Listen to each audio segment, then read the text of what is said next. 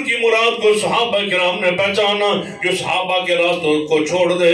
فرمایا وَمَن يُشَاقِقِ الرَّسُولَ مِن بَعْدِ مَا تَبَيَّنَ لَهُ الْهُدَىٰ وَيَتَّبِعْ غَيْرَ سَبِيلِ الْمُؤْمِنِينَ نُوَلِّهِ مَا تَوَلَّىٰ وَنُصْلِهِ جَهَنَّمَ وَسَاءَتْ مَصِيرًا.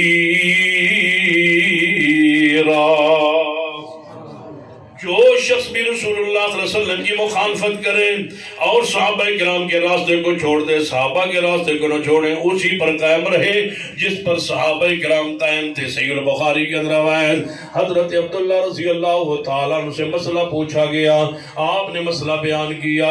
مسئلہ پوچھنے والا کہتا ہے آپ اس طرح فرما رہے ہیں، آپ اس طرح فرما رہے ہیں.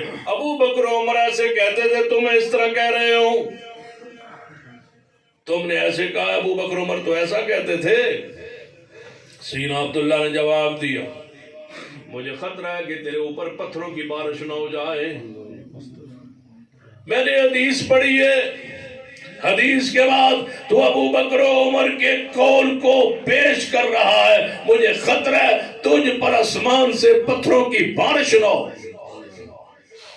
اے اللہ کے بندو بتاؤ، حدیث کے مقابلے ابو بکر و عمر کا قول پیش کیا جا رہا ہے. صحابی کہتا ہے تم پر پتھروں کی بارش نہ ہو جائے، جو حدیث کے مقابلے میں، حدیث کے مقابلے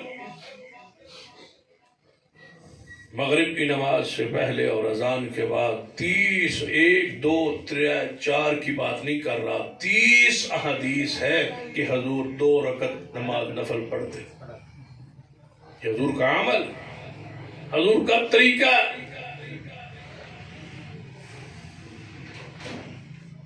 رسول اللہ صلی اللہ علیہ وسلم کا قولی، فعلی، تقریری تینوں صورتوں میں یہ نفل حضور سے ثابت.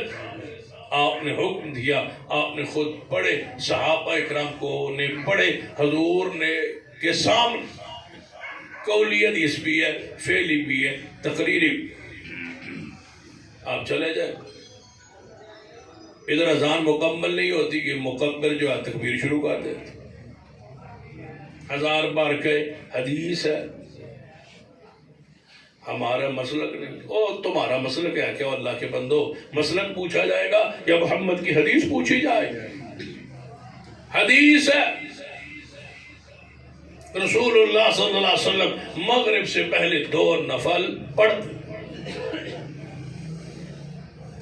تاکہ وضو کرنے والا وضو کر لے، گھر سے چلنے والا گھر سے چل کے پہنچ جائے، اور کھانے والا کھانے سے فارغ. یہ کیسی نماز ہے؟ حی علی الصلاۃ. وہ گھر سے چلا ہے، اس نے شروع بھی کر دی. بلا کے پوچھا ہی، بلایا ہے، انتظار نہیں کیا. فوری جماعت کھڑی ہو. حدیث کہتی ہے کہ نہیں، رکو، 2 رکعت نفل پڑھو. صحابہ فرماتے ہیں جب آتے مسجد نبوی میں تو نفل صحابہ ایسے پڑھ رہے ہوتے، محسوس ہوتا جماعت ہو گئی. اب بھی کوئی نیا بندہ مسجد میں آ جائے پہلے کا اس نے کبھی مسجد اہل حدیث میں کبھی نماز نہ پڑھی ہو، وہ آ جائے تو وہ ادھر ادھر دیکھتا ہے، کہتا ہے امام کوئی امام تھا. پھر نماز ہو گئی؟ نہیں ہو نہیں ہے. تو پھر ایک ہی پڑھتے پہ نفل. اسد آج تک سنے ہی نہیں کوئی نواں مسئلہ، نواں نہیں پرانا ہے.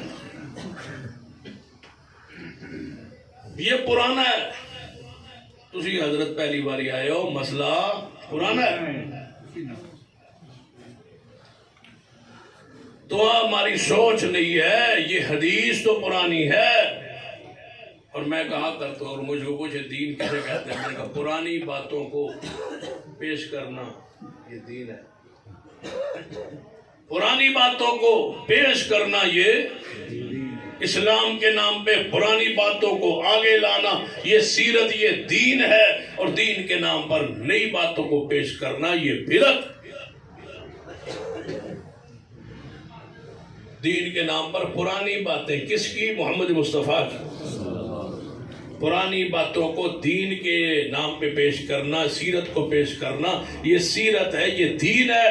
اور دین کے نام پہ نئی باتوں کو آگے لانا یہ بدعت ہے. پرانی باتیں لاؤ آگے.